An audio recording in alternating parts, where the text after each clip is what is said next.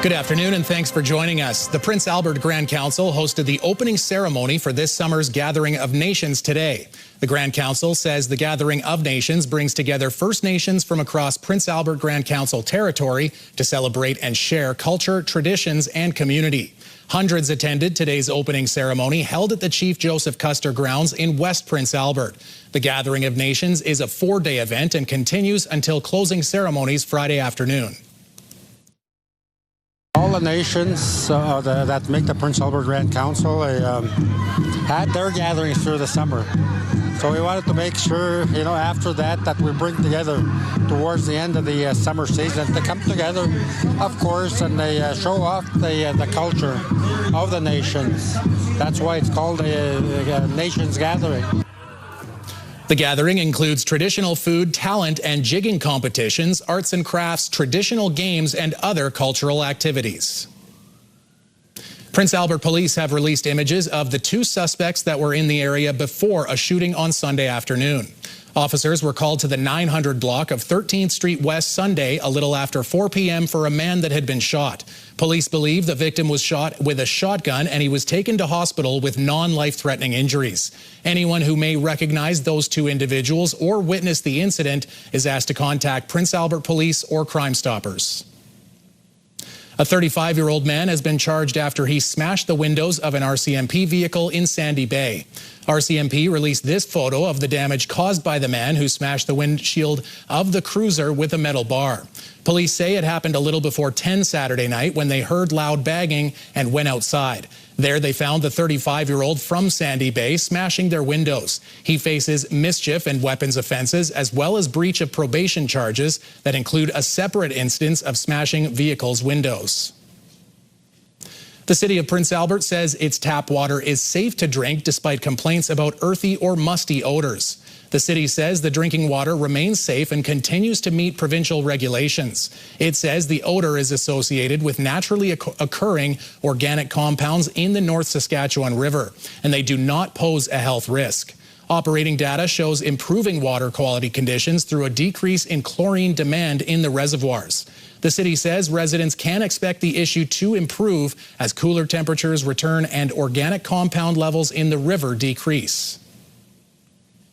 And the city is doing its annual hydraulic flushing of the water distribution system next week. Work will start in Zone 1, covering everything north of 19th Street on August 31st. The city says hydraulic flushing uses high-velocity water to scour and remove sediment and mineral buildup that can accumulate in pipes, improving the water quality and maintaining the performance of the water network. Work is scheduled to last from Monday to Friday, 7 to 7, and will continue for 4 to 6 weeks, weather permitting. The city asks residents not to use water whenever possible during flushing, turn off any time-delayed water systems like dishwashers, coffee makers, and water softeners and sprinklers.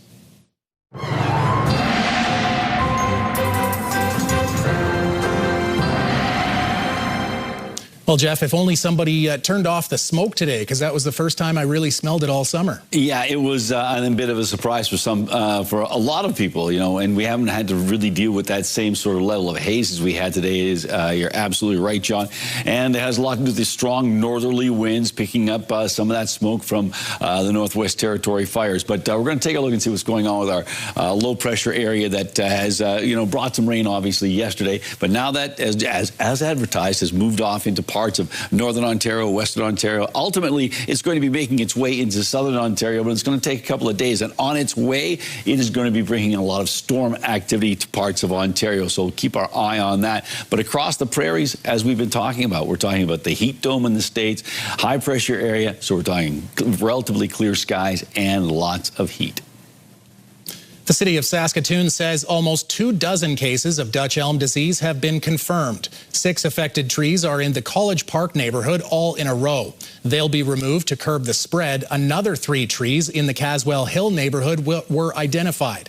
The city says it's illegal to transport, store, sell, or use elm wood, and the pruning ban is in effect until the end of August. Anyone who notices yellowing, wilting, or browning leaves on elm trees is asked to contact the city of Saskatoon. A rare copy of Treaty 6 is on display at Wanuskewin Heritage Park. Behind this glass is a copy of the treaty that was signed 150 years ago. Treaty 6 established an agreement between the Crown and Indigenous groups outlining how to move forward together. The Crown promised land, education, hunting rights, agricultural benefits, and health care to Indigenous leaders and their people. This rare historic document is on loan from Flying Dust First Nation. It was kept in a safety deposit box before Flying Dust leaders decided to put it on public display. I felt so connected to the document because it was my great-great-grandpa that had signed the document, so I was very proud. And Wanuskewin says the document offers visitors a chance to see a piece of history up close and reflect on the treaty's continuing significance 150 years later. A Saskatoon man says a walk home after celebrating his birthday turned into a violent attack. Ross Smith says he and his friend were downtown early Saturday morning after going out for drinks on his birthday when a group of people bear sprayed them near Spadina Crescent East and 20th Street East. His friend ran to get help, but Smith was unable to get away. He says the group beat him up and he believes he lost consciousness after a couple of minutes. He was later taken to hospital with bruising to his arms, legs, and ribs. He needed 3 staples for a gash on the back of his head, and he had a black eye. Smith says he's sharing his experience to warn others. Be wary and keep an eye when you're out there, because I didn't expect anything like this to happen in this city. A 17-year-old boy has been charged with 2 counts of assault with a weapon, carrying a concealed weapon, and possession of a weapon. A 15-year-old boy has been charged with obstructing a peace officer and breaching court-imposed conditions. The 2 accused are scheduled to appear in Saskatoon Provincial Court on September 16th. Contract negotiations continue to affect the province's largest healthcare unions. The largest healthcare union is CUPE Local 5430, which represents 14,000 people. It and the 11,000 people represented by SEIU West working in healthcare settings have been without a contract since March of 2023. And they're not alone. The Saskatchewan Union of Nurses and the Health Sciences Association of Saskatchewan had their contracts expire in 2024. At a rally in Saskatoon yesterday, these workers say the long negotiations are impacting healthcare across Saskatchewan. People are frustrated. 4.5 years without a pay increase, 3.5 years without a contract, and the fact that we're still at the bargaining table is becoming more and more frustrating for healthcare workers. The Saskatchewan Association of Health Organizations, who bargains on behalf of the province, says it remains committed to constructive bargaining and achieving outcomes that support employees. A Saskatoon microbrewery is using science in the brewing process, finding ways to repurpose the waste and sharing their knowledge with others. The brewery's 3 founders, all scientists at the Canadian Light Source, are studying their ingredients closely. The brewer's philosophy is know your beer, with a focus on transparency and a desire to share their findings with others. It publishes its recipes and brewing processes online while working to source more ingredients locally. That includes barley malt with Saskatchewan-grown hops also on the way. They're also determined to see if the brewing waste can be repurposed and turned into something useful.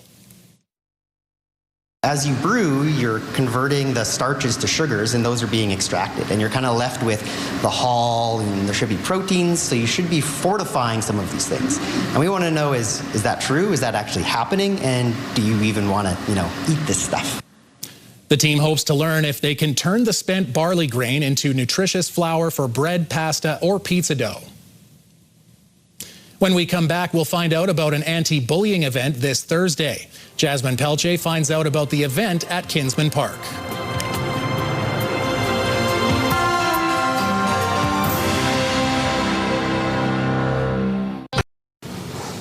I am at PA Outreach with Executive Director Bill Chow to talk about Thursday's upcoming event here, Ride Out Intimidation. So what is the message that you're trying to get out with this event here?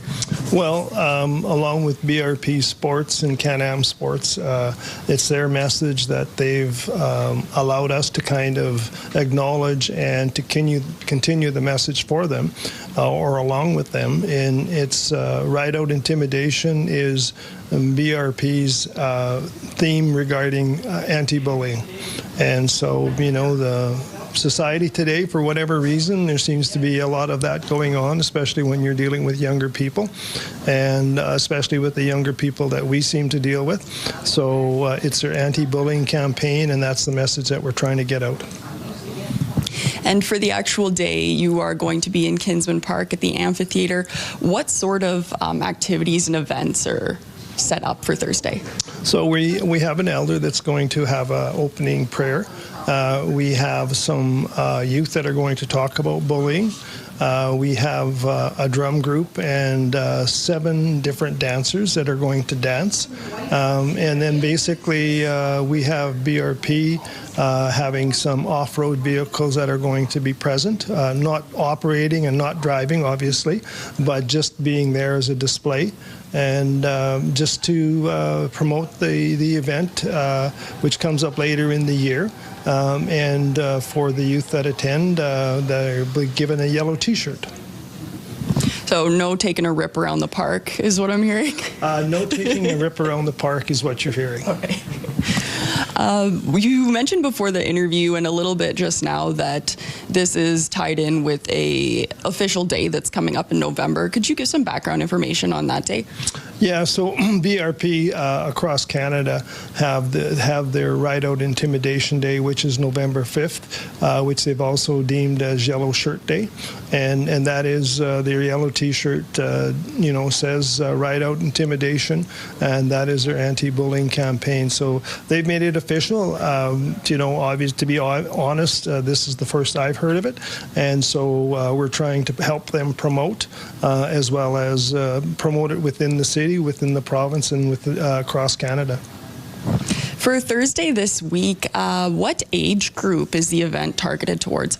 Any group, well, obviously youth, but I mean, anybody, is more than welcome to come and watch the events. It's not that long of an event. It's maybe a couple hours at the most, but, it's just going to be about the anti-bullying campaign, what it's about, to, make people more aware of bullying that does happen, and that hopefully we can help diminish the bullying that does happen. What would you say to encourage people to maybe check out the event or even look up more information on it? Just, if they wanted to come up and see the event starts at 1 o'clock, and we are estimating that it will be over probably by about 3 o'clock. Is there a website or a social media page that you have updates for future events or this event, or if someone wants to keep track of what PA Outreach is hosting, where can they go? They can go to our Google us or Facebook. We do have a Facebook page. We do have a website, and it's Prince Albert Outreach Program. If they Google PA Outreach, they're going to end up in Pennsylvania. Okay. All right, so if you're looking for more information on PA Outreach or any events that they're involved in, you can find them on Facebook, specifically through Prince Albert. Hope nobody ends up in Pennsylvania with their search there. And if you do end up in Pennsylvania, just assume you're at the wrong website. Thank you for taking a minute to speak with me about it. You're welcome. Jeff, and the weather forecast are coming up next, plus a rare father-daughter duo working side by side in the operating room.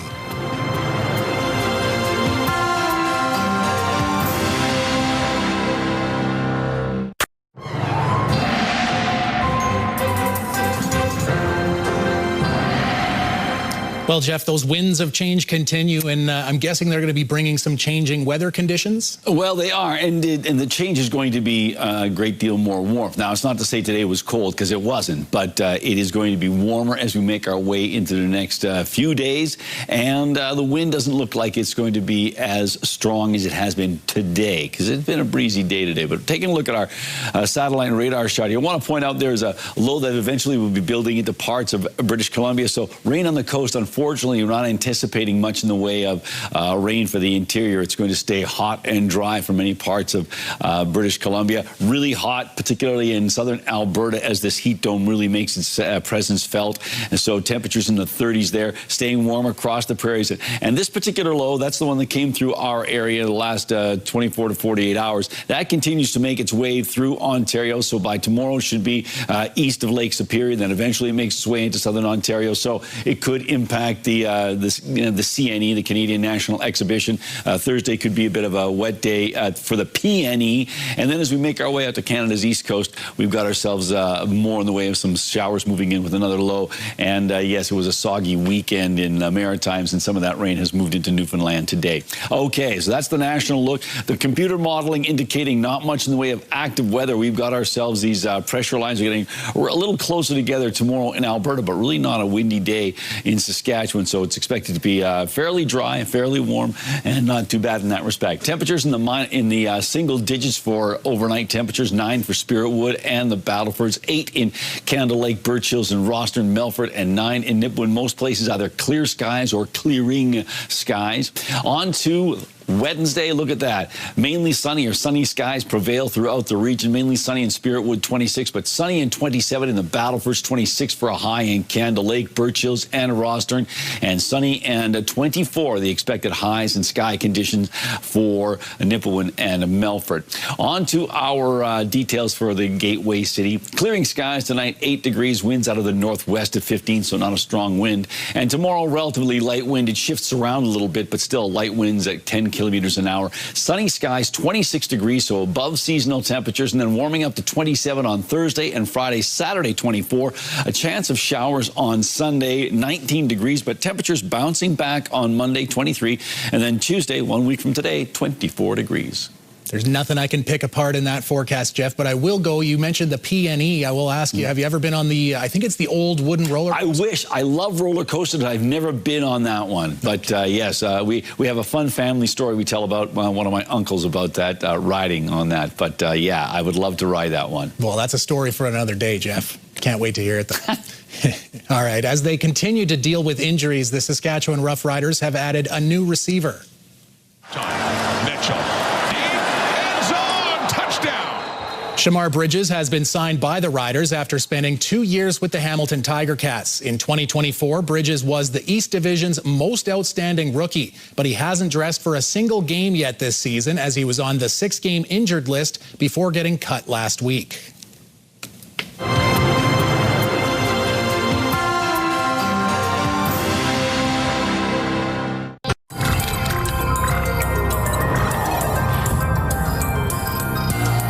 A day at the hospital turned into a milestone for a father and a daughter. For the first time, the duo performed an operation together at Peterborough Regional Health Centre. Carol Charles has the details. After a career which spans decades, this is not the way most fathers spend their last day at work. Dr. Oluyomi Shibawale got to spend his alongside his daughter in the operating room. It's a surreal experience. It's something that anybody will want to have happen, and then you see her in action as well. For the first time, he operated alongside his daughter, Dr. Olamide Shibawale, Chief of Obstetrics and Gynecology and Medical Director of the Women and Child Program at Mackenzie Health. So it was really impressive to see his skills. He's very comfortable. He's very calm. I mean, my dad is a very calm person at baseline, so nothing flusters him really. It was a special moment for a family that knows a thing or two about medicine and hard work. Dr. Shibawale has spent the past 27 years caring for patients at Peterborough Regional Health Centre as an obstetrician and gynecologist. Now, as he prepares to step back from full practice, the surgeon says watching his daughter in action was a proud moment. It's always very difficult at times when you're assisting, not to try and jump in and try and take over, you know. She's good at what she does, and I'm happy. The pair performed 4 procedures that day. All went well. And while Dad looked on, Olamide was watching her father. He's one of the generation that just knows how to do things. They know the anatomy so well that they know where to cut, and they know the different changes that he has to make in order to make a really good procedure. They may share a last name and a love of medicine, but Olamide has built a career of her own. This was something she says she'll never forget. It was just it was a core memory day. It was that day that you don't forget. It's a really good, warm, fuzzy memory for me. And that moment made possible by the administration at Peterborough Regional Health Centre. Dr. Sobowale's life's work is something that should be celebrated. And that's why we thought it was really important to capture this really landmark moment with father and daughter working together in the operating room on their last day. And perhaps the biggest takeaway, it was about family, about what we learned from our parents and what we hope to pass on. I feel so much about my dad. I'm so proud of him. I love him. He's been a teacher. He's been there to help me, support me, guide me when I've had questions in medicine, outside of medicine. So he's my dad. I love him. Oh, I'm very proud of her and what she's achieved. She's gone further than I have at this age, so I'm hoping that she'll do a lot more, and I'll be around to see her grow in the profession. For the Sobowale family, it's a moment that brings together generations of experience and a legacy of caring for others that continues with the next generation. Carol Charles, CTV News. All right, mystery solved, Jeff. The Montreal Victoire almost had to end their Walter Cup celebration tour early due to some shipping mishaps. Last week, the Walter Cup went missing. The trophy was on its way to Lethbridge on Thursday, so Dara Gregg could spend her day with the cup. But the case that arrived was empty, and the last known sighting of the Walter Cup was in Montreal at the National Bank Open tennis tournament 11 days before it was supposed to be with Gregg. But yesterday, the team posted to social media saying, "Trouvé, found." The league didn't say where the trophy was or how it was found. In June, Dara Gregg signed a 2-year deal with Ottawa, Jeff. So I wonder, maybe the Montreal Victoire were playing a little bit of tricks because that was the team they beat to win the Walter Cup. And maybe they thought, all right, Dara, you're not one of us anymore. Maybe so, but that's kind of embarrassing. I feel like that'll turn into a good little funny story. They'll have a good 30 for 30 on that or something along those lines. Well, maybe 15 for 15. Oh, and I bet you that trophy's had some fun, and you got to be careful with those. That is a replica. They don't bring out the that, and that's the way it should be. The replica goes on the road. That sounds right. And then you can break it if it happens. Don't jinx it. Come on, don't jinx it. That one looks fragile. I bet you it's going to break once in its career.